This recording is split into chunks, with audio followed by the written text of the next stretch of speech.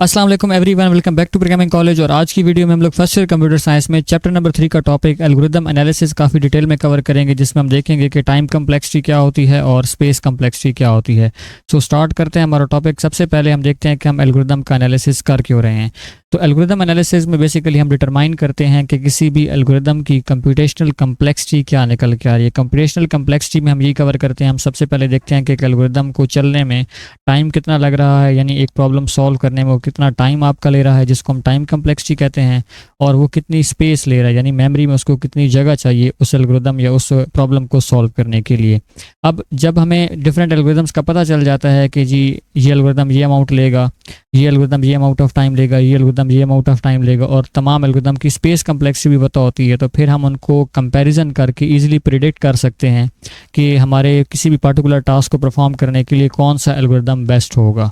तो overall algorithm analysis में हम किसी भी एल्गोरिदम की टाइम कम्प्लेक्सिटी को चेक करेंगे और दूसरा उसकी स्पेस कम्प्लेक्सिटी को। टाइम कम्प्लेक्सिटी में हम देखेंगे कि उसको कितना टाइम चाहिए एक प्रॉब्लम को सॉल्व करने के लिए, और स्पेस कम्प्लेक्सिटी में हम देखेंगे कि उसको कितनी स्पेस चाहिए उस प्रॉब्लम को डील करने के लिए। तो सबसे पहले हम कवर करेंगे टाइम कम्प्लेक्सिटी। जैसे मैंने पहले भी आपको बताया कि इसमें हम मेजर करेंगे किसी भी एल्गोरिदम का रन टाइम, यानी अब लेट्स सपोज आपने स्मॉल इनपुट दी है तो वो कितना टाइम ले रहा है, उस इनपुट को आपने बढ़ाया है तब वो एल्गोरिदम कितना टाइम लेगा। तो इसमें हम यही मेजर करेंगे कि रन टाइम ऑफ एल्गोरिदम कैसे इंक्रीज होगा जब आप साइज ऑफ इनपुट या डेटा को ग्रो करते हैं।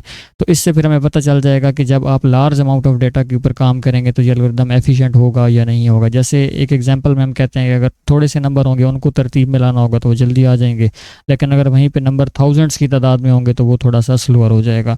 तो कुछ एल्गोरिदम ऐसे होंगे जो यानी कि अगर उनकी तादाद बढ़ भी जाएगी तब भी वो ठीक तरीके से काम कर रहे होंगे। तो टाइम कम्प्लेक्सिटी को बेसिकली मेजर करने के लिए डिफरेंट नोटेशंस होती हैं, जिसमें हम बिग ओ नोटेशन का इस चैप्टर के अंदर जो है वो कवर कर रहे हैं। फर्स्ट ईयर में बिग ओ नोटेशन भी है। इसके अलावा और नोटेशंस भी होती हैं। बिग ओ नोटेशन बेसिकली सबसे बुरे से बुरा केस होगा।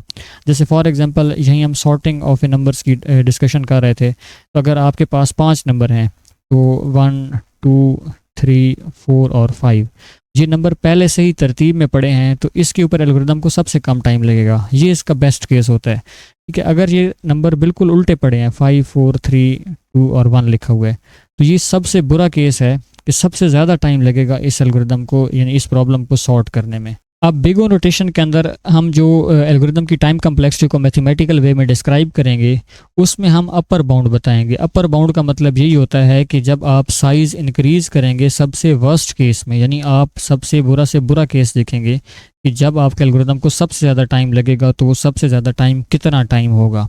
ठीक है, तो इससे हम एल्गोरिदम्स को जो है वो कंपेयर कर सकते हैं और उनकी हमारे पास क्लियर पिक्चर ऑफ परफॉर्मेंस आ जाएगी। In short big O notation हमें सबसे बुरा केस बताएगी। ठीक है, यानी सबसे से ज़्यादा टाइम एक एल्गोरिदम कितना लेगा किसी भी प्रॉब्लम को सॉल्व करने के लिए। अब बिग ओ नोटेशन में फिर आगे इसकी 4 तरह की एग्जांपल्स हैं। जैसे एक है बिग ओ ऑफ 1, एक है बिग ओ ऑफ n, एक है big O of n square और big O of log n। तो हम इनको विद एग्जांपल समझते हैं और हमें ये सारी चीज़ें फिर बिग ओ नोटेशन की भी समझ आ जाएंगी। सबसे पहले है जी बिग ओ ऑफ 1, जिसको हम कांस्टेंट टाइम भी कहते हैं।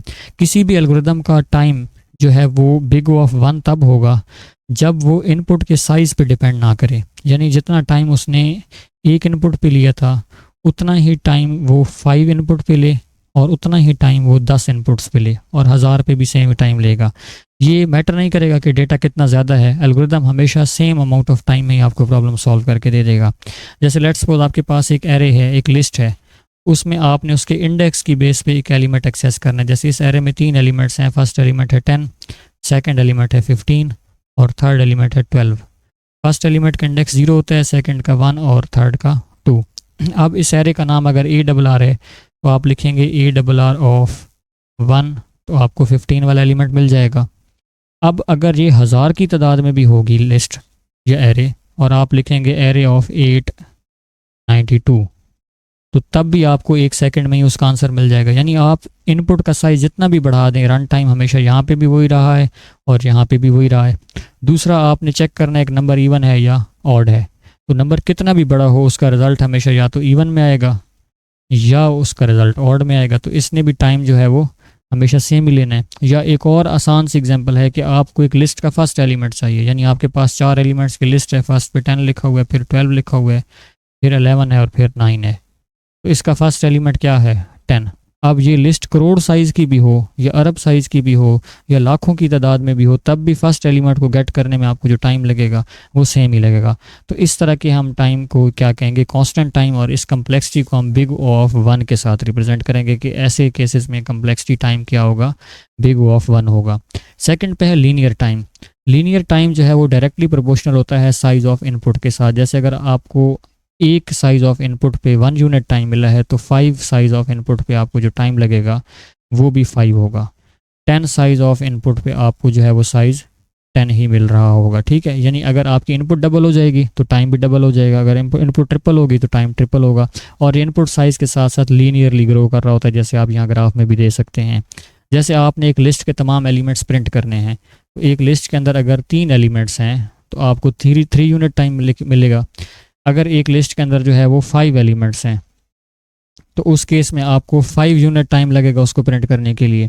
और अगर उस लिस्ट में 100 एलिमेंट्स हैं तो आपको 100 यूनिट टाइम मिलेगा। तो ये जितनी इनपुट है उतना ही आपको टाइम लग रहा है। या आपने मैक्सिमम और मिनिमम एलिमेंट फाइंड करना है तो उसमें क्या होगा, आप एक मैक्स का वेरिएबल बना लेंगे और हर एलिमेंट को उसके साथ कंपेयर करते जाएंगे। जब भी बड़ा नंबर आएगा उसको मैक्स बना दिया जाएगा। तो इसमें भी जितना इनपुट साइज़ होगा सबके साथ कंपेयर करना है। अगर इनपुट साइज़ 5 है तो 5 कंपेरिजन्स करने पड़ेंगे, इनपुट साइज़ 10 है तो 10 कंपेरिजन्स करने पड़ेंगे। तो लीनियरली क्या हो रहा होगा, ये ग्रो कर रहा होगा। और ऐसी टाइम कम्प्लेक्सिटी को हम बिग ओ ऑफ एन कहेंगे। पिछला हमारा बिग ओ ऑफ 1 था, इसको हम बिग ओ ऑफ एन कहेंगे। उसके बाद हमारा आ जाता है क्वाड्रेटिक टाइम। क्वाड्रेटिक टाइम में क्या होगा कि ये जो साइज़ इंक्रीज़ होगा ये स्क्वायर की अमाउंट में जो है वो इंक्रीज़ होगा। जैसे लेट्स सपोज अगर आपका इनपुट साइज़ 1 है तो इसने टाइम 1 ही लिया है, लेकिन इनपुट साइज़ अगर 2 हो गया है तो इसका जो टाइम था वो लेट्स सपोज यहाँ पे 4 हो जाएगा। इनपुट साइज़ अगर आप 3 करेंगे तो टाइम 9 हो जाएगा, ठीक है। जैसे फॉर एग्जांपल हमें आपका कहते हैं कि आप एक एलिमेंट जितने भी हैं एक एरे में उनकी पेयर्स बना के प्रिंट करें। ये चीज़ मैं आपको ना कोड करके दिखाता हूँ कि कैसे जो है वो इनपुट साइज़ अगर 2 होगी तो रन टाइम 4 होगा, इनपुट साइज़ 3 होगा तो रन टाइम 9 हो जाएगा।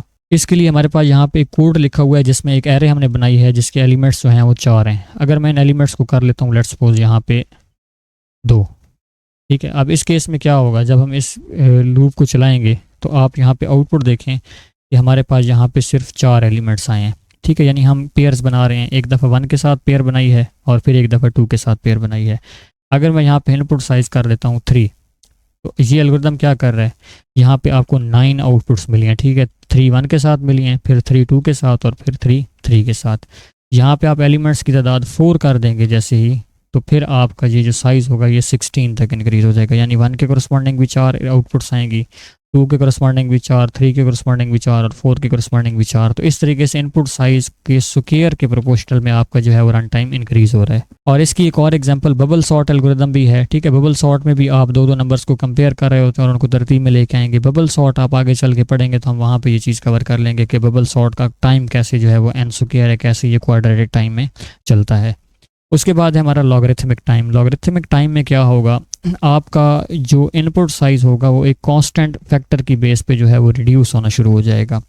अब इसमें क्या होता है, नॉर्मली यहाँ पे हम डिवाइड एंड कंकर की टेक्निक यूज़ करते हैं। जैसे आपके पास कोई भी एक एलिमेंट्स हैं, ठीक है, इसमें डिफरेंट एलिमेंट लिखे हुए हैं, तो आप इनको 2 पार्ट्स में डिवाइड कर देंगे, ठीक है। फिर उसके बाद आप इनको मज़ीद जो है वो 2 पार्ट्स में डिवाइड कर देंगे और इन एलिमेंट्स को आप तब डिवाइड करते रहेंगे जब तक ये 1 एलिमेंट के बराबर नहीं आ जाते। जैसे लेट्स सपोज आपका इनपुट साइज़ n है तो पहले स्टेप में आप n डिवाइडेड बाई 2 करेंगे, फिर जो रिजल्ट आएगा उसको फिर डिवाइडेड बाई 2 करेंगे, तो इसका मतलब ये होगा कि n डिवाइडेड बाई 4 हो गया।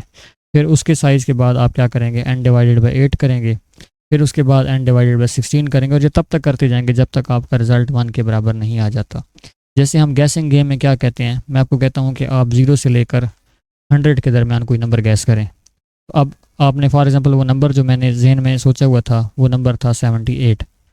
तो आप सबसे पहले आपने जी गैस कर लिया है 48, तो मैंने कहा नहीं इससे नंबर बड़ा है, तो आपके 48 नंबर्स बीच में से निकल गए हैं, डिवाइड हो गए हैं। फिर आप कहते हैं जी 62, तो फिर और हाफ नंबर निकल गए हैं बीच में से, मैं कहता हूँ इससे भी नंबर बड़ा है। फिर आप कहते हैं 77, मैं कहता हूँ इससे भी बड़ा नंबर है। आप जैसे ही 78 कहेंगे तो वो रिज़ल्ट ठीक हो जाएगा। मतलब इसमें ये होगा कि आप बड़ी अमाउंट ऑफ इनपुट को डिवाइड करते जाएंगे और आप क्योंकि डिवाइड करते जाएंगे तो इनपुट साइज़ डिक्रीज़ होना शुरू हो जाएगा, यानी वो कम होना शुरू हो जाएगा। तो उससे फिर ये कम्प्लेक्सिटी जो है वो log n की तरफ चली जाती है। और ये चीज़ मैं भी आपको प्रूव करके भी दिखाता हूँ कि कैसे ये कम्प्लेक्सिटी log n की तरफ जाती है। तो इसमें हम यही कहेंगे कि ये जो आप n डिवाइडेड बाई 2 कर रहे हैं ये बेसिकली 2 की पावर में इंक्रीज़ हो रहा है। तो इसको मैं ये कह सकता हूँ कि ये आप n डिवाइडेड बाई 2 की पावर k कर रहे हैं और तब तक ये करते जा रहे हैं जब तक ये रिज़ल्ट 1 के बराबर नहीं आ सकता। अब 2 की पावर k को आप इस साइड पे ले आएंगे तो क्या हो जाएगा, n इज़ इक्वल टू 2 की पावर k। दोनों साइड्स पे लॉग लेंगे तो यहाँ पे क्या आएगा जी, log n आ जाएगा और यहाँ पे क्या आएगा जी, log 2 की पावर k। तो log की ये प्रॉपर्टी होती है कि पावर पहले आ जाती है, ठीक है। तो यहाँ पे जो है वो k पहले आ जाएगा और log 2 जो है वो 1 के बराबर आ जाएगा, यानी जो भी किसी आप कांस्टेंट नंबर का log लेते हैं तो 1 के बराबर आ जाता है। तो k की वैल्यू क्या आ जाएगी, यहाँ पे आपके पास log n आ जाएगी। तो इस तरीके से इसकी कम्प्लेक्सिटी जो है वो big O of log n के बराबर होती है। तो इसके बाहर हम क्या लगा देते होते हैं, बिग O भी लगा देते हैं। बाइनरी सर्च भी बेसिकली डिवाइड एंड कंकर की टेक्निक भी काम करता है, ये भी आप आगे चल के पढ़ेंगे तो वहाँ पे आपको ये और बेहतर तरीके से समझ आ जाएगा कि big O of log n कैसे लॉगरिथमिक टाइम होता है और कैसे ये डिक्रीज होता जा रहा होता है। उसके बाद हमने पढ़ना था जी स्पेस कम्प्लेक्सिटी क्या होती है। तो स्पेस कम्प्लेक्सिटी बेसिकली मेजर करेगी कि मेमोरी साइज एक एल्गोरिदम कितना लेगा, ठीक है। जैसे आप इनपुट का साइज इंक्रीज या डिक्रीज करेंगे तो उसने कितनी अमाउंट ऑफ मेमोरी या स्पेस लेनी है रैम में, ठीक है, उस कोड को एग्जीक्यूट करने के लिए, उस प्रॉब्लम को सॉल्व करने के लिए। तो इससे हमें ये भी पता चल सकता है कि एक एल्गोरिदम कितना मेमोरी ले रहा है, फिर उससे हमें पता चलेगा कि कौन सा एल्गोरिदम बेस्ट होगा जब आप लार्ज अमाउंट ऑफ डेटा के ऊपर काम करेंगे। और ये मेमोरी बुक में तो ये चीज़ नहीं लिखी हुई, एक्स्ट्रा ही है कि मेमोरी बेसिकली हम कैसे जज करते हैं, हम देखते हैं कि क्या वो फिक्स पार्ट ले रहा है। जैसे हम कहते हैं कि अगर उसने 100 बाइट्स लिए हैं 2 के डेटा पे तो वो 100 के डेटा पे ही 100 बाइट्स ही ले रहा है, वो 200 डेटा पे भी 100 बाइट्स ही ले रहा है। और वेरिएबल पार्ट में क्या होगा, उसकी मेमोरी इंक्रीज होना शुरू हो जाएगी। जैसे वो 2 पे तो 100 ले रहा है, 100 पे भी 100 ले रहा है, जैसे आप 200 देंगे तो उसका साइज़ 200 की बजाय जो है यहाँ पे 1000 हो जाएगा। वेरिएबल पार्ट में वो मेमोरी जो है वो इंक्रीज या डिक्रीज होती रहेगी, फिक्स पार्ट में मेमोरी भी हमेशा फिक्स रहेगी। तो ये था हमारा topic about time complexity and space complexity, और जिसमें हमने बिग O नोटेशन पढ़ा। बिग O नोटेशन ने हमें यही कहा है कि ये अपर बाउंड बताएगा, यानी सबसे बुरे से बुरे केस में कोड ऐसे चलेगा, ठीक है। बेस्ट केस के जो नोटेशंस होती हैं वो और अलग होती हैं। जैसे मैंने आपको कहा था कि नंबर्स को सॉर्ट कर रहे हैं, नंबर ऑलरेडी तरतीब में पड़े हैं, तो अब ये 5 यूनिट टाइम नहीं लेगा, ठीक है। अब अगर ये बेतरतीब में पड़े होते तो इसको n स्क्वायर लेना पड़ता। अब ये तरतीब में पड़े हैं, इसको सिर्फ 1 यूनिट टाइम लगेगा, एक ही दफ़ा ये तमाम एलिमेंट चेक करेगा, और नंबर तरतीब में ही होंगे तो उसको और टाइम नहीं लगेगा। तो बेस्ट केस बताने के लिए और नोटेशंस हैं, वर्स्ट केस बताने के लिए, बुरे से बुरा केस बताने के लिए, अपर बाउंड वाले केस बताने के लिए और नोटेशन है। और आपकी बुक में बिग O नोटेशन ही है जो कि अपर बाउंड ऑन डेटा है। सो आई होप वालों को टाइम कम्प्लेक्सिटी, एल्गोरिथम एनालिसिस और स्पेस कम्प्लेक्सिटी अच्छे से समझ आ चुका होगा। अब बुक में इसके रिलेटेड देख लेते हैं कि क्या इन्फॉर्मेशन है। तो अगर आप बुक देखें तो यहाँ पे सबसे पहले एल्गोरिथम एनालिसिस की डेफिनेशन लिखी हुई है, जिसमें हमने यही कहा है कि इसमें एक ऐसा प्रोसेस होता है जिसमें हम किसी भी एल्गोरिथम की कंप्यूटेशनल कम्प्लेक्सिटी को डिटरमाइन करते हैं, जिसमें हम उसकी टाइम कम्प्लेक्सिटी और स्पेस कम्प्लेक्सिटी को कवर करते हैं, जिससे हमें ये पता चलता है कि एक एल्गोरिथम की परफॉर्मेंस क्या है और हम बेस्ट एल्गोरिथम सेलेक्ट कर पाएंगे किसी भी पर्टिकुलर टास्क को परफॉर्म करने के लिए। टाइम कम्प्लेक्सिटी में हमने यही कहा है कि जी रन टाइम ऑफ एल्गोरिथम अगर इंक्रीज़ होता है डेटा के इन साइज इंक्रीज़ करने से, उसी को मेजर करने के लिए हम टाइम कम्प्लेक्सिटी जो है वो कवर करते हैं।